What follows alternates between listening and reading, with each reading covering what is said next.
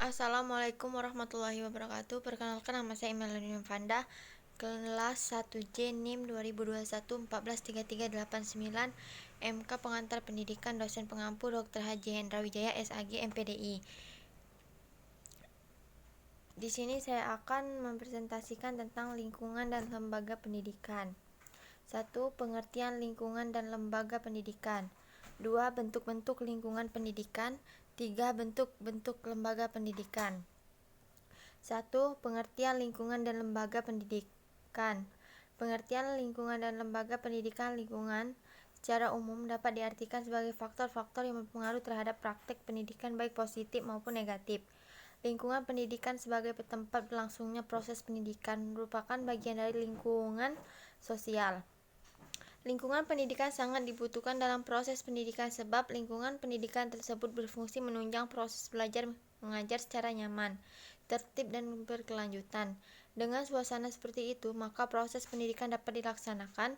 Lembaga pendidikan adalah suatu badan yang berusaha mengelola dan menyelenggarakan kegiatan-kegiatan sosial, kebudayaan, keagamaan, penelitian, keterampilan, dan keahlian, yaitu dalam hal pendidikan intelektual, spiritual, serta keahlian dan keterampilan sebagai tempat atau wadah di mana orang-orang berkumpul bekerja sama secara rasional dan sistematis, terencana, terorganisasi, termimpin, dan terkendali dalam memanfaatkan sumber daya sarana, prasarana, data, dan lain sebagainya yang digunakan secara efisien dan efektif untuk mencapai tujuan pendidikan.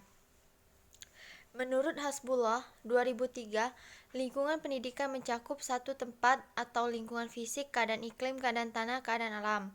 2. Kebudayaan atau lingkungan kebudayaan dengan warisan budaya tertentu seperti bahasa, seni, ekonomi, ilmu pengetahuan, pandangan hidup, dan pandangan agama. Dan 3. Kelompok hidup bersama atau lingkungan sosial atau masyarakat, keluarga, kelompok bermain, desa, perkumpulan, dan lainnya. Lingkungan serta lembaga pendidikan bersifat positif bila mana berpengaruh secara kontradiktif dengan arah dan tujuan pendidikan. Sebagai contoh, mendidik agama dalam masyarakat yang agamis dengan kehidupan masyarakat yang taat menjalankan agama dan dengan sarana kepribadian yang lengkap akan memberikan dukungan positif bagi pendidikan agama. Sebaliknya, lingkungan masyarakat yang penuh dengan kejahatan serta minimnya sarana atau pranata keagamaan menyebabkan anak terpengaruh dengan lingkungannya dan akan berbuat seperti apa yang ada dalam lingkungannya.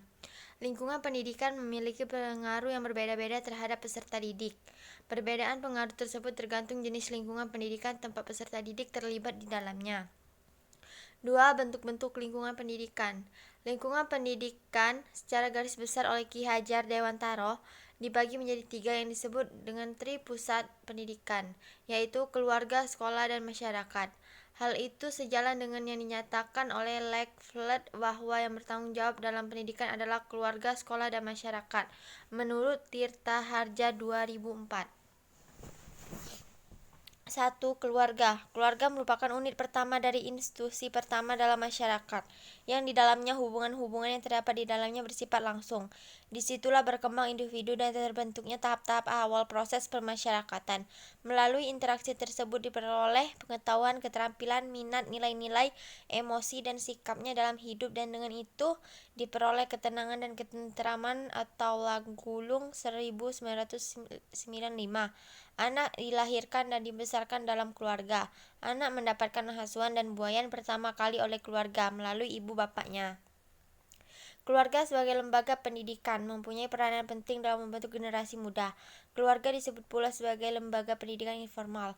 Pendidikan informal adalah kegiatan pendidikan yang tidak diorganisasikan secara struktural dan tidak mengenal sama sekali penjenjangan kronologis menurut tingkatan umum maupun tingkatan keterampilan dan pengetahuan. 2. Lingkungan sekolah. Sekolah memegang peranan penting dalam pendidikan karena pengaruhnya besar sekali terhadap jiwa anak. Di samping keluarga sebagai pusat pendidikan, sekolah pun mempunyai fungsi sebagai pusat pendidikan untuk pembentukan kepribadian anak. Karena sekolah itu sengaja disediakan atau dibangun khusus untuk tempat pendidikan, dapat digolongkan sebagai tempat atau lembaga pendidikan kedua setelah keluarga. Mempunyai fungsi melanjutkan pendidikan keluarga dengan guru sebagai ganti orang tua yang harus ditaati. Menurut Ahmadi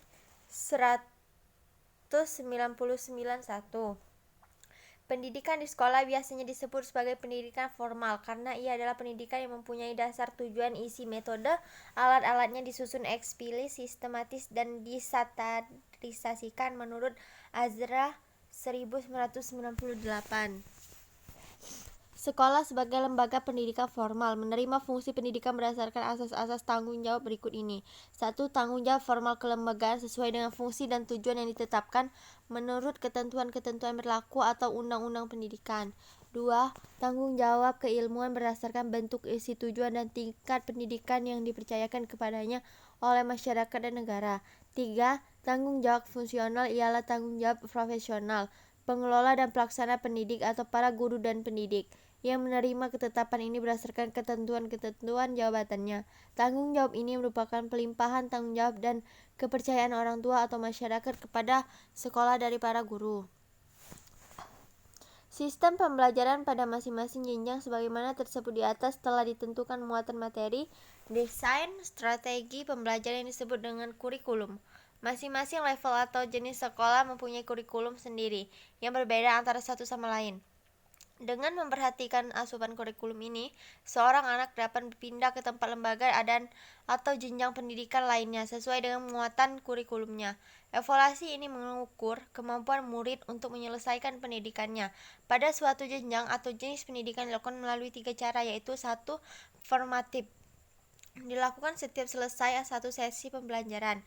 2. Sumatif, yang dilakukan di setiap semester, setiap tahun. Untuk evaluasi yang diselenggarakan setiap tahun ini kadang-kadang disebut dengan evaluasi tahap akhir atau EPTA. 3. UAN atau ujian akhir nasional adalah evaluasi yang diselenggarakan pada sekolah yang diselenggarakan oleh pemerintah atau sekolah negeri atau sekolah swasta yang berada dalam naungan pemerintah.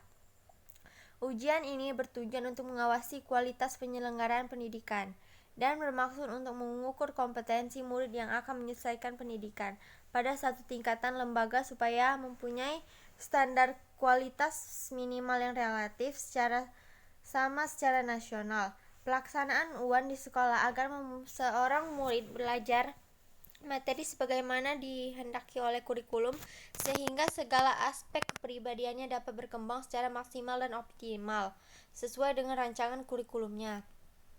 3. Lingkungan masyarakat. Secara sederhana, masyarakat dapat diartikan sebagai kumpulan individu dan kelompok yang diikat oleh kesatuan negara, kebudayaan, dan agama.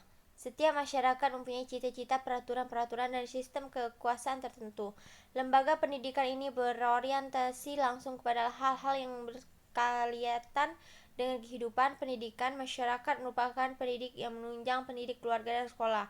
Masyarakat besar pengaruhnya dalam memberi arah terhadap pendidik anak, terutama para pemimpin masyarakat atau penguasa di dalamnya, menurut Darajat 1992. Dalam perkembangannya, lembaga pendidikan Islam ini menjadi saran pengembangan pribadi keras kesempurnaan sebagai hasil dari pengumpulan dan latihan secara terus-menerus. Lembaga pendidikan kemasyarakatan Islam dapat mengambil bentuk organisasi, kepanduan, perkumpulan pemuda, olahraga, kesenian, remaja, masjid taklim, koperasi, pusat keterampilan dan latihan, perkumpulan agama, dan lain-lain. Semua lembaga seperti ini dapat difungsikan dalam mengembang visi pendidikan Islam. 3. Bentuk-bentuk lembaga pendidikan. Jenis lembaga pendidikan ada 3, yaitu 1. Lembaga pendidikan formal atau sekolah. 2. Lembaga pendidikan non-formal atau misalnya kursus keterampilan, kursus bahasa, dan kursus komputer. 3. Pendidikan informal atau pendidik yang terjadi di keluarga. Lembaga formal. Lembaga pendidikan formal merupakan jalur pendidikan terstruktur dan berkesinambungan yang terdiri atas pendidikan dasar, pendidikan menengah, dan pendidikan tinggi. Contoh pendidikan formal adalah sekolah dasar atau SD dan perguruan tinggi atau PT. Dalam pendidikan formal memiliki ciri-ciri atau karakteristik seperti berikut. 1. Kegiatan pembelajaran atau belajar mengajar umumnya dilakukan di dalam kelas atau suatu ruangan. 2. Memiliki persyaratan usia serta pengelompokannya usia ke dalam kelas-kelas tertentu. 3. Memiliki jadwal yang sudah dirancang sebelumnya. 4. Materi pelajaran dibuat dan disusun berdasarkan kurikulum. 5. Proses belajar mengajar diatur secara tertib, terstruktur, dan terkendalikan. 6. Memiliki sistem evaluasi terhadap laporan hasil belajar atau rapor, serta ada penghargaan yang diberikan dalam bentuk sertifikat, ijazah, maupun surat tanda tamat belajar. 7. Masa studi atau lamanya kegiatan belajar peserta didik dibatasi dalam kurun waktu tertentu. Lembaga non-formal merupakan lembaga pendidikan di luar pendidikan formal dan dapat dilakukan secara terstruktur dan berjenjang. Contoh lembaga pendidikan non-formal adalah lembaga pendidikan keterampilan atau LPK. Lembaga pendidikan non-formal memiliki ciri-ciri diantaranya: 1. Memiliki waktu belajar yang lebih singkat dibandingkan dengan pendidikan formal. 2. Program dan kegiatan pendidikan disesuaikan dengan tuntutan pemenuhan kebutuhan pelajar yang cenderung bersifat mendesak. 3.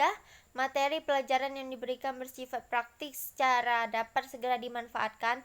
4. Pendidikan ini tidak mengenal kelas atau jenjang seperti halnya pendidikan formal. 5.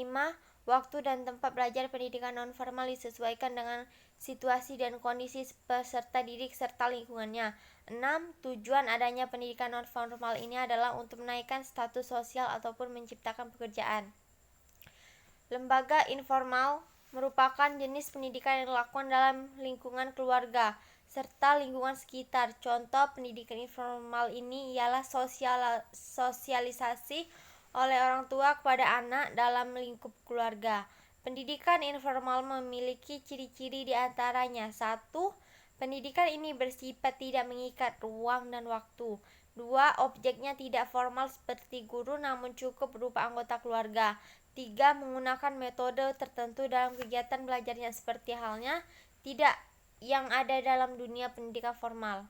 Sekian hasil dari presentasi dari saya. Mohon maaf apabila ada salah kata, saya mohon ampun. Saya ucapkan wassalamualaikum warahmatullahi wabarakatuh.